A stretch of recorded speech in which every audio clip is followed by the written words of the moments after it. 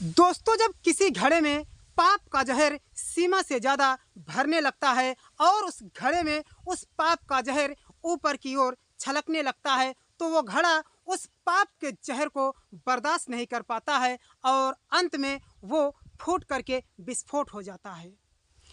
ऐसी ही एक कहानी दोस्तों, एक दुबई का शेख है जिसके पास पैसे की, जिसके पास दौलत की कोई भी कमी नहीं होती है। चाहे वो दुबई का शेख हो, चाहे वो अरब का शेख हो, या यूं कह लो किसी भी गल्फ कंट्री का शेख हो, इनके पास इतने पैसे होते हैं, इतने दौलत होते हैं कि ये समय के साथ साथ, ये पैसे के साथ साथ वो अय्याशी के धंधों पर उतर जाते हैं। ऐसे ही ये जो दुबई का शेख होता है, इसके पास दौलत की कोई कमी नहीं होती है।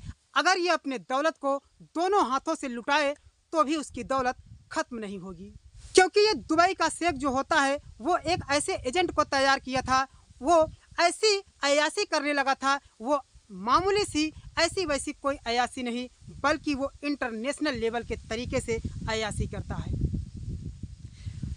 वो चाहे वो इंडिया के हो, या चाहे चाइना के हो, चाहे पाकिस्तान के हो, वो अपने तरीके से हर देश के लड़कियों को अपने पास लाता है और उनके साथ अय्याशी करता है।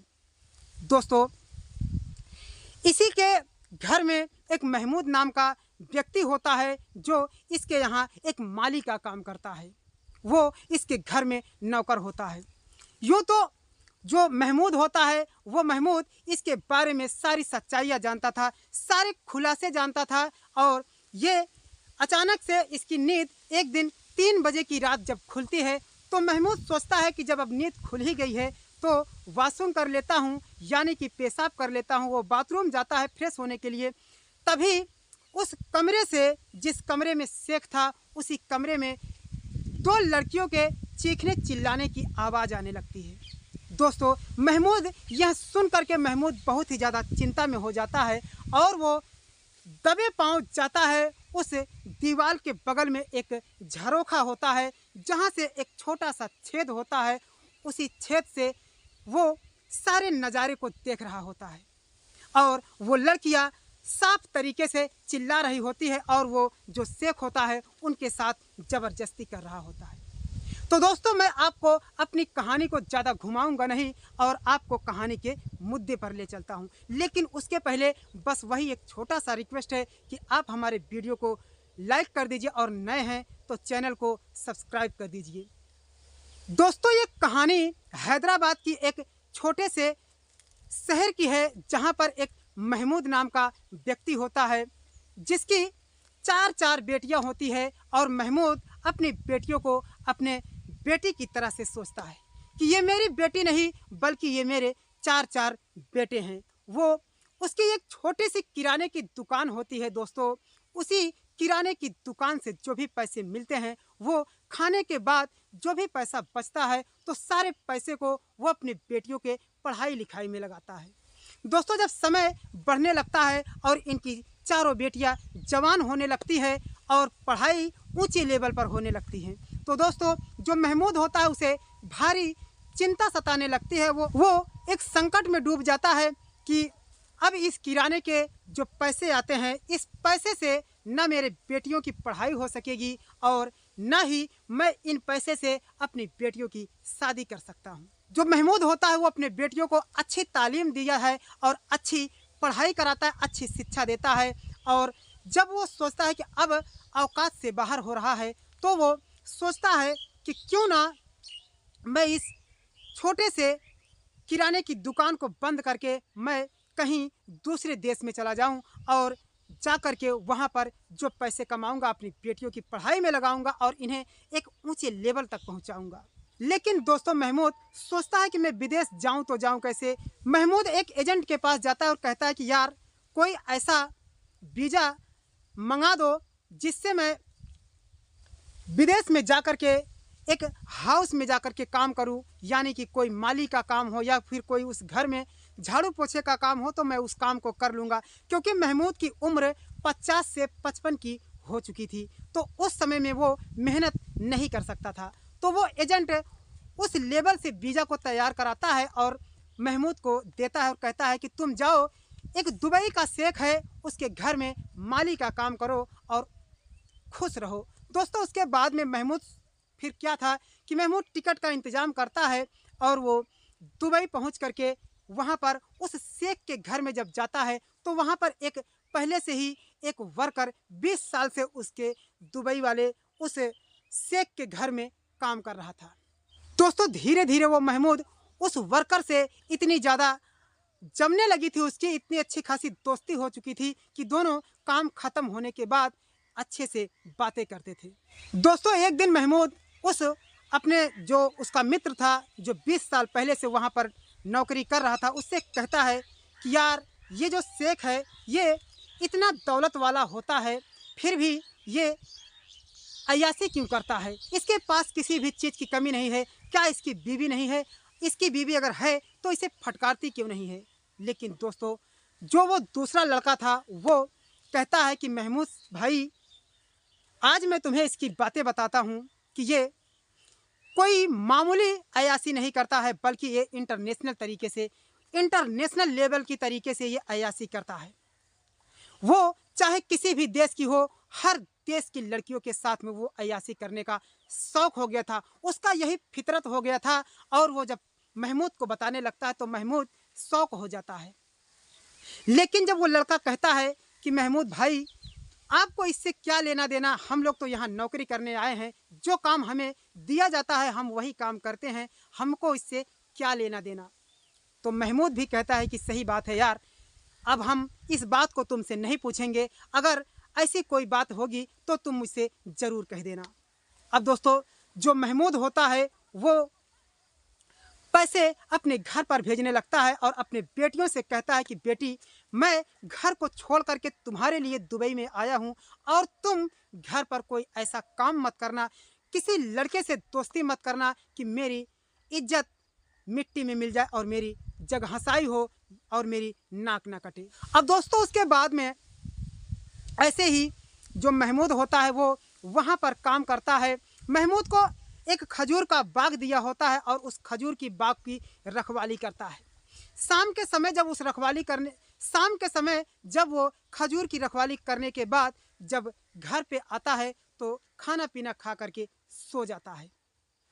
दोस्तों एक दिन की बात है, जब महमूद रात के समय में वो सोया हुआ था तो अचानक से उसकी नींद 3 बजे की रात जब खुलती है तो वो जाकर के बाथरूम में पेशाब करता है और वो वहाँ से जब बाहर आता है तो देखता है कि जो शेख है उसके कमरे से 2 लड़कियों की चीखने चिल्लाने की आवाज़ आ रही होती है। दोस्तों जब वो उस लड़कियों की चीखने की चिल्लाने की आहट सुनता है तो वो शौक हो जाता है, वो डूब जाता है, वो चिंता में हो जाता है, उसके पैरों तले से ज़मीन खिसक जाती है। दोस्तों वो दबे पांव डरते डरते उस खिड़की के पास जाता है तो खिड़की का एक छोटा सा हिस्सा खुला हुआ होता है और उस खिड़की के छोटे से झरोखे से जब वो देखता है तो वहाँ पर 2 लड़कियों के साथ में वो शेख बहुत ही ज़बरदस्ती कर रहा होता है। वो शेख उन लड़कियों से कहता है कि तुम अपने कपड़े उतारो और अपने जिस्म को मेरे हवाले कर दो। लेकिन दोस्तों वो दोनों लड़कियां उससे हाथापाई कर रही होती है, उससे मिन्नतें कर रही होती है, उसके पैरों पर गिर पड़ती है और कहती है कि शेख जी मुझे यहाँ पर ये काम करने के लिए नहीं भेजा गया था, मुझे जिस एजेंट ने वीज़ा दिया था वो तो कह रहा था कि तुम्हें उस शेख के घर में खाना बनाना है और भी वगैरह वगैरह काम करना है, लेकिन उस एजेंट ने मुझसे ऐसे तो नहीं बताया था कि तुम जाकर के वहाँ जिस्म फरोशी का धंधा करोगी, तो मुझे कतई ये मंजूर नहीं है, मैं आपके साथ में अपने जिस्म को नहीं सौंपूंगी। लेकिन दोस्तों जो वो शेख होता है वो कहता है कि तुम्हें मेरे साथ हम बिस्तर करना होगा, अगर नहीं करोगी तो मैं तुम लोगों के साथ में ज़बरदस्ती कर सकता हूँ। अब दोस्तों उसके बाद में जो शेख होता है वो उन लड़कियों के साथ में ज़बरदस्ती करने लगता है, लड़कियों के कपड़े को खींचने लगता है, उनके दुपट्टे को खींचने लगता है और देखते ही देखते वो उनके कपड़े पर हाथ डाल देता है और कपड़े को फाड़ना चाहता है। तभी दोस्तों एक लड़की के हाथ में एक बेलन आता है और वो उसके गर्दन पर ऐसा वार करती है कि उसके गर्दन की एक कोई नस पर लग जाती है, जिससे ना तो कोई खून निकलता है और ना ही कोई गहरा चोट दिखता है, और वो शेख वहीं पर गिर जाता है। कुछ देर तक वो शेख छटपटाता है और देखते ही देखते वो शेख ठंडा हो जाता है और उसकी मृत्यु हो जाती है। अब दोस्तों, जो महमूद होता है, महमूद इसे देख करके, यह नज़ारा देख करके महमूद के पैरों तले ज़मीन खिसक जाती है। उसके पैर थर थर काँपने लगते हैं। वो अवाक हो जाता है कि करूं तो क्या करूं दोस्तों। और वो दोनों लड़कियां भी बहुत ही ज़्यादा डर जाती है। वो सोचती है कि अब क्या होगा, अब तो हम लोगों को इस दुबई में मौत की सज़ा मिलेगी। लेकिन दोस्तों, यह सब देख करके जो महमूद होता है, महमूद बेचारा जाकर के जब दरवाज़ा खटखटाता है तो वो लड़कियां बहुत ही ज़्यादा डर जाती हैं। वो महमूद कहता है कि देखो बेटी, डरने की कोई बात नहीं है, तुम लोग मेरी बेटी समान हो और मैं इस शेख के घर का एक नौकर हूँ। मुझे इसकी सारी सच्चाई पता है और ये करता क्या है, कहाँ रहता है, कैसा इसका कारोबार है। तुम लोग डरो मत, तुम दरवाज़ा खोलो, मैं सारा इंतज़ाम कर सकता हूँ। मैं तुम्हें बचाने की कोशिश करूँगा, तुम लोग ज़रा भी चिंता मत करो। तो दोस्तों, यह सुन करके वो लड़कियाँ जो होती हैं वो डरते डरते दरवाज़ा को खोलती हैं, और जो वो महमूद होता है वो जाकर के कमरे में जब देखता है तो वो भी डरा हुआ होता है, और वो कहता है कि बेटी, तुम लोगों को बचने का मैं उपाय बताता हूँ। अब दोस्तों, उसके बाद में वो कहती हैं कि अंकल जी, ये मेरे साथ ज़बरदस्ती कर रहा था, और वो कहती हैं कि हम लोग कोई ऐसी वैसी लड़की नहीं कि मैं जिस्म बेचूं। दोस्तों, वो महमूद कहता है कि बेटी, मैं सब समझता हूँ, ये अय्यासी करता था, ये गंदा इंसान था, ये एक हैवान था, इसके साथ में यही होना था। वो फौरन कहता है, उस कमरे में एक लैपटॉप रखा हुआ होता है, और वो कहता है कि क्या तुम लोग पढ़ी लिखी हो। वो कहती है कि जी अंकल, हम लोग पढ़े लिखे हुए हैं, हम लोग पूरे कंप्यूटर को चलाना जानते हैं।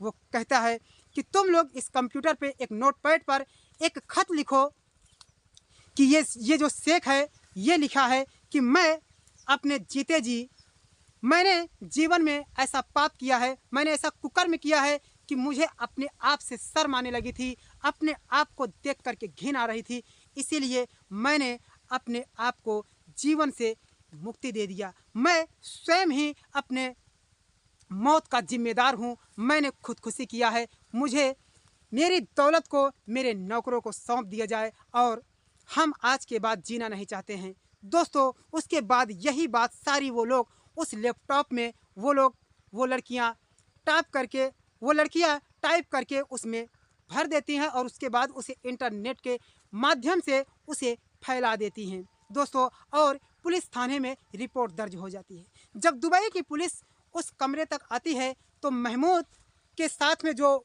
वो हेल्पर था वो भी आता है। वो महमूद उसकी सारी सच्चाई बता देता है कि ऐसी ऐसी बात थी, और अगर ये महमूद का जो साथ में कोई वो हेल्पर था, अगर उसे नहीं पता चलती तो सारी सच्चाई वो ज़रूर बता सकता था। इसीलिए वो महमूद उस लेबर को भी अपने साथ में ले लेता है, और जब पुलिस आती है तो पुलिस जब उस लेटर को पढ़ती है तो पुलिस देख करके दंग हो जाती।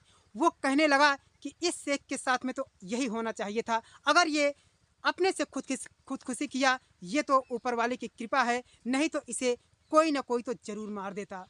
दोस्तों, उसके बाद में उसकी सारी दौलत को वो जो वहाँ पर लोग थे, जो महमूद था, जो उसके साथ में एक और वर्कर था, और दोनों लड़कियाँ उसके दौलत को लेकर के वो लोग कहती हैं कि हम लोग अपने मुल्क जाना चाहते हैं, और महमूद कहता है कि मैं भी अपने मुल्क जाना चाहता हूँ। दोस्तों, उसके बाद में उसकी दौलत को लेकर के महमूद अब तो करोड़पति भी बन चुका था, यानी कि दोनों लड़कियां भी करोड़पति हो चुकी थी, और वो जो महमूद के साथ में जो उसका यार था वो भी करोड़पति हो जाता है। दोस्तों, ऐसे ऐसे शेख पड़े हुए हैं जो कि अपने पैसों का गलत उपयोग करने लगते हैं। यहाँ लोगों के पास खाने का इंतज़ाम नहीं होता है, और ऐसे ऐसे लोग हैं जो इंटरनेशनल तरीके से वो देह धंधा करते हैं, वो इंटरनेशनल लेवल के तरीके से अय्याशी कर रहे हैं।